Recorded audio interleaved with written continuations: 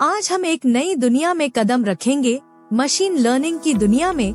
Machine learning क्या है, कैसे काम करती है और इसका इस्तेमाल कैसे किया जाता है, और भी बहुत कुछ हम आपको इस YouTube वीडियो में बताएंगे।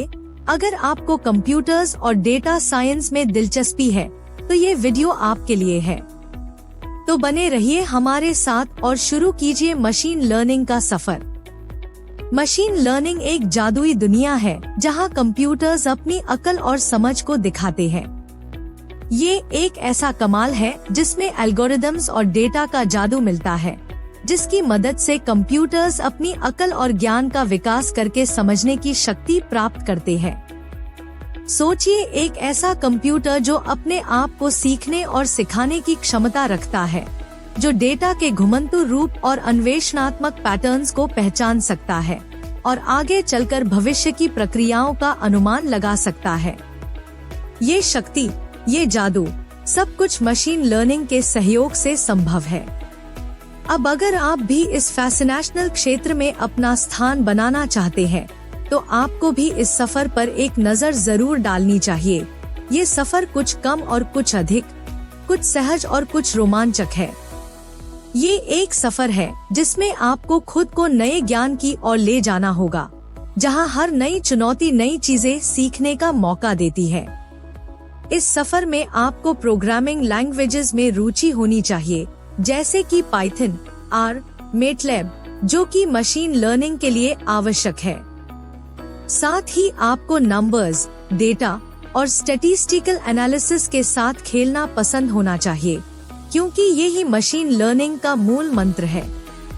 पर ये सफर सिर्फ टेक्निकल ज्ञान तक ही सीमित नहीं है, बल्कि ये एक ऐसा समुद्र है जिसमें नए नए अन्वेषणात्मक सोच और प्रतिभा का अभ्यास होता है। यहाँ तक कि ये एक कला भी है, जहाँ आपकी सोच और तजुर्बा आपको नए और अनोखे तरीकों से समस्याओं का समाधान ढूंढने में मदद करते हैं। तो चलिए इस सफर के बारे में और गहराई से बात करते हैं और एक नई दुनिया की और यात्रा शुरू करते हैं, जिसमें मशीन लर्निंग की राहें और राज है। तो चलिए कुछ स्टेप्स के जरिए मशीन लर्निंग के बारे में जानकारी इकट्ठी करें। स्टेप 1, मशीन लर्निंग क्या है? मशीन लर्निंग एक ऐसी टेक्नोलॉजी है जिसमें हम कंप्यूटर्स को डेटा से सिखाते हैं कि कैसे किसी स्पेसिफिक टास्क को परफॉर्म किया जाए, बिना एक्सप्लिसिट प्रोग्रामिंग के। मतलब हम कंप्यूटर को डेटा प्रोवाइड कराते हैं और कहते हैं कि इन डेटा के बेसिस पर अपने आप से सीख और डिसीजन ले। इसमें कंप्यूटर एल्गोरिदम्स का यूज होता है जो डेटा को एनालाइज करते हैं, पैटर्न्स को डिटेक्ट करते हैं और फिर उस डेटा से लर्न करके फ्यूचर में प्रेडिक्शंस या डिसीजंस लेते हैं। ये फील्ड बहुत ही वर्सेटाइल है और कई तरह के एप्लीकेशंस में यूज होती है, जैसे कि image recognition, speech recognition, recommendation systems और बहुत कुछ। ओवरऑल मशीन लर्निंग का लक्ष्य है कंप्यूटर को इंटेलिजेंट बनाना, ताकि वो हमें और ज्यादा एफिशिएंट और एक्यूरेट सॉल्यूशंस दे सके। Step 2, basic concepts of machine learning. Machine learning का मूल सिद्धांत समझने के लिए हमें पहले ये समझना जरूरी है कि ये कैसे काम करता है। मशीन लर्निंग में हम कंप्यूटर्स को डेटा से सिखाते हैं कैसे किसी स्पेसिफिक टास्क को परफॉर्म किया जाए, बिना एक्सप्लिसिट प्रोग्रामिंग के। इसमें कुछ बेसिक कंसेप्ट्स होते हैं, जैसे सुपरवाइज्ड लर्निंग, अनसुपरवाइज्ड लर्निंग और रीइंफोर्समेंट लर्निंग। सुपरवाइज्ड लर्निंग में हम कंप्यूटर को लेबल डेटा प्रोवाइड कराते हैं, जिसमें हर डेटा पॉइंट के साथ उसका करेक्ट आउटपुट भी होता है। अनसुपरवाइज्ड लर्निंग में हम कंप्यूटर को अनलेबल्ड डेटा प्रोवाइड कराते हैं और उससे पैटर्न्स और रिलेशनशिप्स डिस्कवर करने को कहते हैं। रीइंफोर्समेंट लर्निंग में कंप्यूटर को एक एनवायरनमेंट में एक्शंस परफॉर्म करने के लिए रिवॉर्ड या पनिशमेंट मिलती है, जिससे वो अपनी परफॉर्मेंस इम्प्रूव करते हैं। ये बेसिक कॉन्सेप्ट्स हैं मशीन लर्निंग के, जो हमें इस फील्ड की अंडरस्टैंडिंग में मदद करते हैं। Step 3, programming languages for machine learning. Programming languages machine learning के लिए बहुत जरूरी है, क्योंकि इन लैंग्वेजेस की मदद से हम एल्गोरिदम्स को इम्प्लीमेंट और एनालाइज कर सकते हैं। सबसे पॉपुलर लैंग्वेज जो मशीन लर्निंग में यूज होती है वो है पाइथन। पाइथन एक इजी टू लर्न और पावरफुल प्रोग्रामिंग लैंग्वेज है जो कि बहुत वर्सेटाइल है। इसमें हम मशीन लर्निंग लाइब्रेरीज जैसे कि टेंसरफ्लो, PyTorch और scikit-learn का इस्तेमाल कर सकते हैं जो कि बहुत सारे प्री-बिल्ट एल्गोरिदम्स और फंक्शंस प्रोवाइड कराती है। R एक और प्रोग्रामिंग लैंग्वेज है जो कि स्टैटिस्टिक्स और डेटा एनालिसिस के लिए काफी पॉपुलर है और इसमें भी मशीन लर्निंग की लाइब्रेरीज अवेलेबल है। मतलब भी एक ऑप्शन है जो कि साइंटिफिक कंप्यूटिंग के लिए वाइडली यूज होता है और इसमें भी मशीन लर्निंग एल्गोरिदम्स इम्प्लीमेंट कर सकते हैं। इन सभी लैंग्वेजेस को कमांड करने से आप मशीन लर्निंग प्रोजेक्ट्स को एफिशिएंटली मैनेज कर सकते हैं और अपनी स्किल्स को एनहांस कर सकते हैं। इसलिए अगर आप मशीन लर्निंग में करियर बनाना चाहते हैं तो इन प्रोग्रामिंग लैंग्वेजेस को अच्छे से सीखना बहुत जरूरी है। Step 4, statistics and mathematics. Statistics और मैथमेटिक्स दोनों ही मशीन लर्निंग में बहुत इम्पोर्टेंट है। स्टैटिस्टिक्स के थ्रू हम डेटा को एनालाइज करते हैं, जैसे कि मीन, मीडियन और मोड कैलकुलेट करके। इसके अलावा हम वेरिएंस, स्टैंडर्ड डेविएशन और कोरिलेशन को भी समझते हैं ताकि हम डेटा के पैटर्न्स को आइडेंटिफाई कर सके। मैथमेटिक्स के कॉन्सेप्ट्स भी बहुत जरूरी होते हैं, जैसे कि लिनियर अलजेब्रा, जो हमें मैट्रिसेस और वेक्टर्स के ऑपरेशंस समझने में मदद करता है। कैलकुलस भी एक क्रूशियल पार्ट है, जिसमें हम ग्रेडियंट डिसेंट जैसी ऑप्टिमाइजेशन एल्गोरिदम्स को समझते हैं। ये सब नॉलेज हमें मशीन लर्निंग एल्गोरिदम्स को डिजाइन और इम्प्लीमेंट करने में मदद करती है।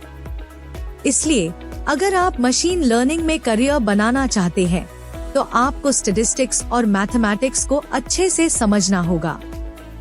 Step 5, data pre processing. Data pre processing एक बहुत ही इम्पोर्टेंट स्टेप है मशीन लर्निंग में, जो कि डेटा एनालिसिस के पहले किया जाता है। इस प्रोसेस में हम डेटा को क्लीन और ऑर्गेनाइज करते हैं ताकि हमारे मॉडल की एक्यूरेसी इम्प्रूव हो। सबसे पहले हम डेटा को कलेक्ट करते हैं वेरियस सोर्सेज से, जैसे डेटाबेसेस, स्प्रेडशीट्स या API से। फिर हम डेटा को एग्जामिन करते हैं और उसमें कोई एरर्स या मिसिंग वैल्यूज को आइडेंटिफाई करते हैं। एरर्स को करेक्ट करने के लिए हम डेटा को क्लीन करते हैं, जैसे कि डुप्लीकेट रिकॉर्ड्स को रिमूव करना या आउटलियर्स को हैंडल करना। मिसिंग वैल्यूज को भी हम इम्प्यूट करते हैं, जैसे कि मीन, मीडियन या मोड से।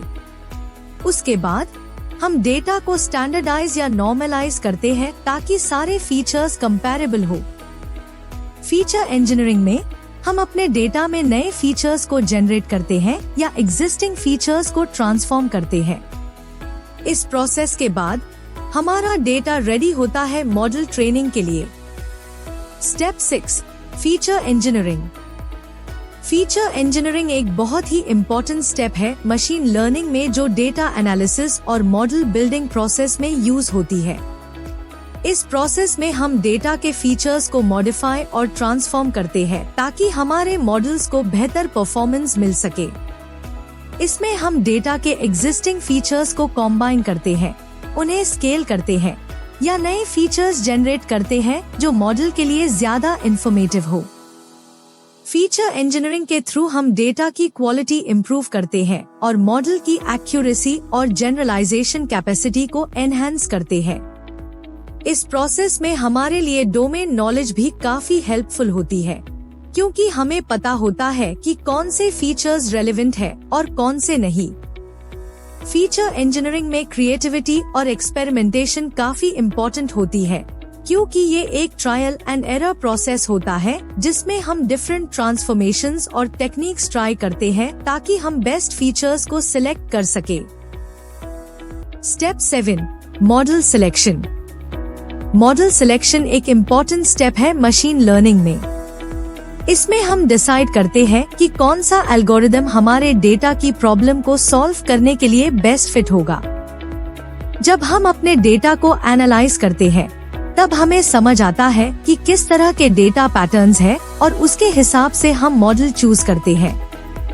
हर एक एल्गोरिदम की अपनी स्ट्रेंथ्स और वीकनेसेस होती है और हमें इन फैक्टर्स को कंसिडर करके डिसाइड करना होता है कि कौन सा एल्गोरिदम हमारे डेटा के लिए सबसे सूटेबल होगा। इसमें हम decision trees, logistic regression, neural networks और कई और एल्गोरिदम्स का इस्तेमाल करते हैं। ये प्रोसेस थोड़ा चैलेंजिंग हो सकता है, लेकिन सही मॉडल सिलेक्ट करके हम एक्यूरेट प्रेडिक्शंस और बेटर रिजल्ट्स अचीव कर सकते हैं। स्टेप 8, मॉडल ट्रेनिंग और इवैल्यूएशन। इस प्रोसेस में हम अपने सिलेक्टेड एल्गोरिदम को डेटा से ट्रेन करते हैं। मतलब हम कंप्यूटर को सिखाते हैं कि कैसे वो डेटा को समझकर पैटर्न्स और रिलेशनशिप्स को ढूंढे और सीखे। फिर हम अपने ट्रेन्ड मॉडल को टेस्ट डेटा पर इवैल्यूएट करते हैं ताकि हम देख सके कि हमारा मॉडल कितना एक्यूरेट प्रेडिक्शंस दे सकता है। इस स्टेप में हम देखते हैं कि हमारा मॉडल सही तरह से काम कर रहा है या नहीं, और अगर कोई प्रॉब्लम है तो हम उसे इम्प्रूव करने की कोशिश करते हैं। ये स्टेप हमें ये भी बताता है कि हमारे मॉडल की परफॉर्मेंस कैसी है और क्या हमें कुछ और एडजस्टमेंट करने की जरूरत है। Step 9, hyperparameter tuning. Hyperparameter tuning में हम अपने मॉडल को ट्रेन करते हैं, तो हमारे पास कुछ पैरामीटर्स होते हैं जो हमें मैन्युअली सेट करने होते हैं, जैसे कि learning rate, number of hidden layers या रेगुलराइजेशन स्ट्रेंथ। हाइपरपैरामीटर ट्यूनिंग में हम इन पैरामीटर्स को एडजस्ट करते हैं ताकि हमारा मॉडल ऑप्टिमल परफॉर्मेंस दे सके। इसमें हम ट्रायल एंड एरर मेथड का इस्तेमाल करते हैं, जिसमें हम डिफरेंट पैरामीटर वैल्यूज को ट्राई करते हैं और देखते हैं कौन सा कॉम्बिनेशन हमारे मॉडल के लिए सबसे अच्छा काम करता है। ये प्रोसेस थोड़ा टाइम कंज्यूमिंग हो सकता है, लेकिन इससे हमारे मॉडल की एक्यूरेसी और परफॉर्मेंस इम्प्रूव होती है। Step 10, deployment. मशीन लर्निंग में जहां ट्रेन्ड मॉडल को रियल वर्ल्ड सिनेरियोज में इंटीग्रेट किया जाता है, इस प्रोसेस में हम अपने मॉडल की प्रैक्टिकल प्रॉब्लम्स को सॉल्व करने के लिए यूज करते हैं। जब हम अपना मॉडल डिप्लॉय करते हैं, हमें स्केलेबिलिटी और परफॉर्मेंस ऑप्टिमाइजेशन का भी ध्यान रखना होता है ताकि वो एफिशिएंट तरीके से काम कर सके। डिप्लॉयमेंट के बाद हम मॉनिटर करते हैं कि मॉडल कैसे परफॉर्म कर रहा है और अगर जरूरत हो तो उसे अपडेट भी करते हैं। ये स्टेप बहुत क्रूशल होता है क्योंकि इससे ही हमारा मॉडल रियल वर्ल्ड प्रॉब्लम्स को सॉल्व कर सकता है और हमारे क्लाइंट्स या यूजर्स को बेनिफिट पहुंचा सकता है। Step 11, continuous learning. Continuous learning यानी कि लगातार सीखना, जो कि बहुत जरूरी है, खासकर मशीन लर्निंग जैसी फील्ड्स में। जब हम लगातार नई टेक्निक्स, एल्गोरिदम्स और टेक्नोलॉजीज को एक्सप्लोर करते हैं, तब हम अपनी स्किल्स को एनहांस करते हैं और अपडेटेड रहते हैं। लगातार सीखने से हमें नए चैलेंजेस का सामना करने का कॉन्फिडेंस मिलता है और हम अपने डोमेन में एक्सपर्ट बनने का रास्ता साफ देखते हैं। इसलिए हर एक मशीन लर्निंग एंथुसियास्ट को लगातार सीखने की आदत बनानी चाहिए, जैसे कि ऑनलाइन कोर्सेज, बुक्स और रिसर्च पेपर्स पढ़कर। ये हमें हमेशा के लिए मोटिवेटेड और अप टू डेट रखेगा। Step 12, portfolio development. जब आप अपने पोर्टफोलियो को डेवलप करते हैं, तो आप अपनी स्किल्स को डेमोन्स्ट्रेट कर सकते हैं और अपने पोटेंशियल एम्प्लॉयर्स या क्लाइंट्स को दिखाते हैं कि आप किस लेवल के प्रोजेक्ट्स को हैंडल कर सकते हैं। आपको अपने पोर्टफोलियो में अपने किए गए प्रोजेक्ट्स, अपने अचीवमेंट्स और स्किल्स का एक डिटेल शोकेस बनाना चाहिए।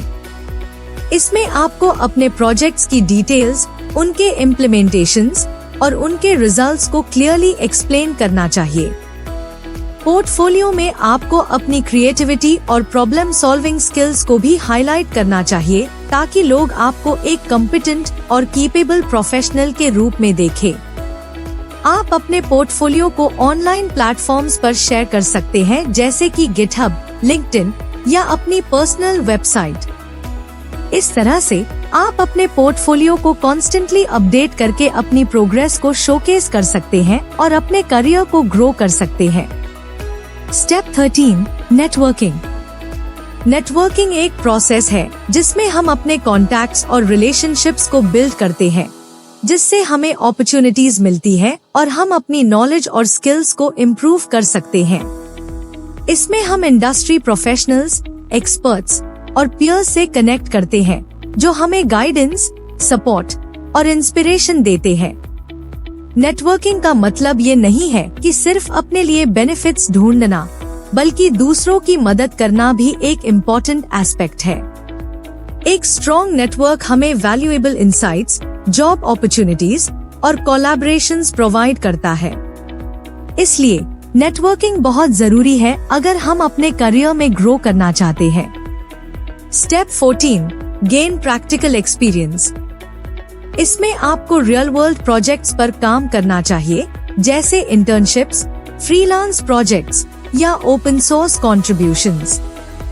इनसे आप अपने थियोरेटिकल नॉलेज को प्रैक्टिकल में कन्वर्ट कर सकते हैं और एक्चुअल प्रॉब्लम्स को सॉल्व करके अपनी स्किल्स को इम्प्रूव कर सकते हैं। जब आप रियल वर्ल्ड में काम करते हैं, तब आपको एक्चुअल चैलेंजेस का सामना करना पड़ता है जो कि बुक्स या कोर्सेज में नहीं आता। इससे आपका कॉन्फिडेंस भी बढ़ता है और आपके रिज्यूम में भी एक वैल्यूएबल एक्सपीरियंस ऐड होता है, जो फ्यूचर में जॉब अपॉर्चुनिटीज के लिए काफी हेल्पफुल होती है। इसलिए प्रैक्टिकल एक्सपीरियंस गेन करना मशीन लर्निंग फील्ड में बहुत जरूरी है। तो दोस्तों, ये थे कुछ स्टेप्स जो आपको फॉलो करने चाहिए अगर आप मशीन लर्निंग में करियर बनाना चाहते हैं। ये फील्ड चैलेंजिंग है और इसमें सक्सेस पाने में टाइम लग सकता है। कभी कभी फेलियर्स और सेटबैक्स भी आते हैं, लेकिन तब भी आपको हिम्मत नहीं हारनी चाहिए। हर नए कंसेप्ट को समझने में और हर प्रॉब्लम को सॉल्व करने में पेशेंस और डेडिकेशन की जरूरत होती है। कभी कभी लगता है कि कुछ समझ नहीं आ रहा है या प्रोग्रेस नहीं हो रहा है, लेकिन उस समय पर भी आपको डिमोटिवेटेड नहीं होना चाहिए। आपको अपने गोल को याद रखना चाहिए और उस पर फोकस करते हुए मेहनत करनी चाहिए। हर चुनौती को एक्सेप्ट करना और उससे सीखना भी बहुत इम्पोर्टेंट है। जब तक आप मेहनत करते रहे और अपने गोल के लिए लगन से काम करते रहे, आप जरूर सक्सेस पाएंगे। इसलिए स्टे मोटिवेटेड और परसेवियर करें और अपने ड्रीम्स को पूरा करने में कभी भी हार ना मानें। अगर आपको ये वीडियो पसंद आया तो लाइक करें, और अगर आप चाहते हैं कि ऐसे इन्फॉर्मेटिव वीडियोस और अपडेट्स रेगुलरली मिलते रहे तो सब्सक्राइब बटन को जरूर क्लिक करें। मिलते हैं अगली वीडियो में। धन्यवाद।